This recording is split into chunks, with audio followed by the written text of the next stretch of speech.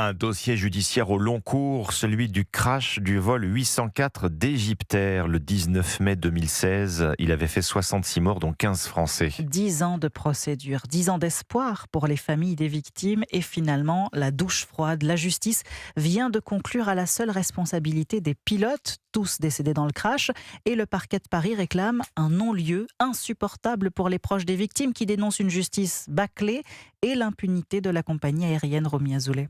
Pour le parquet, le crash de l'avion a été provoqué par un incendie dans le cockpit.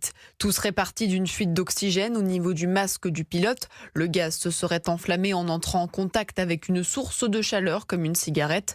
Le parquet pointe aussi du doigt une attitude décontractée de l'équipage qui se serait autorisé à fumer et à écouter de la musique. Mais pour les familles endeuillées, cette version contredit l'enquête faite par le BEA, le Bureau d'enquête et d'analyse.